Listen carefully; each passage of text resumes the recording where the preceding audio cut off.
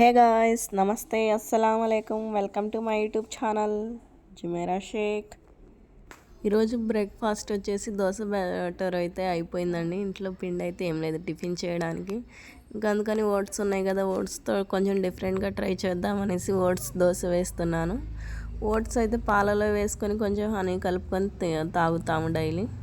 ఇంకా డైలీ అలానే చేస్తున్నాం కదా అనేసి కొంచెం డిఫరెంట్గా ఈరోజు దోశ అయితే వేస్తున్నాను. దోశ వేయడానికి ఒక కప్పు ఓట్స్ అయితే తీసుకున్నాను. ఆ ఓట్స్ మునిగే వరకు వాటర్ వేసానండి. నానబెడుతున్నాయి, సోక్ అవుతున్నాయి. ఒక 10 minutes సోక్ అయితే చాలు. కావాలంటే 1/2 hour అయినా మనం సోక్ చేసుకోవచ్చు.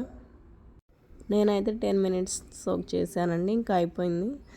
అన్నీ మెత్తగా ఉన్నాయి. మిక్సీ జార్లో వేస్తున్నాను. ఇంకా అలానే ఈ దోశ బ్యాటర్కి వచ్చేసి నేను ఓట్స్ తీసుకున్నాను కదా, అందులోనే గ్రీన్ చిల్లీ ఒకటి తీసుకున్నాను, కొంచెం ఉప్పు, కొంచెం జీలకర్ర, అలానే ఒక ఆనియన్లో హాఫ్ తీసుకున్నాను. ఇవి మొత్తం మిక్సీ పట్టేయాలి. దోశ బ్యాటర్ లాగా ప్రిపేర్ చేసుకోవాలండి. వాటర్ కూడా కొన్ని వేసుకొని మిక్సీ పట్టేసాను. ఇంకా దోశ బ్యాటర్ అయితే రెడీ అయిపోయింది. మనం ఇంకా స్టవ్ ఆన్ చేసేసి ప్యాన్ పెట్టేసి దోశలు వేసుకోవడమే.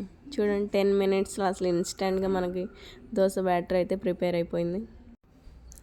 ప్యాన్ అయితే హీట్ ఎక్కింది. ఇంకా దోశలు అయితే వేస్తున్నాను. ఓట్స్ అయితే అసలు చాలా మంచిది కదండి మన హెల్త్కి వచ్చేసి. దీంట్లో ఫైబర్ కంటెంట్ ఎక్కువ ఉంటుంది. వెయిట్ లాస్ వాళ్ళు అయితే అసలు ఇది బ్రహ్మాండంగా తినొచ్చు చేసుకొని. ఇలా ఓట్స్ తీసుకోవడం వల్ల మనకి బ్లడ్ ప్రెషర్ అనేది కంట్రోల్లో ఉంటుంది.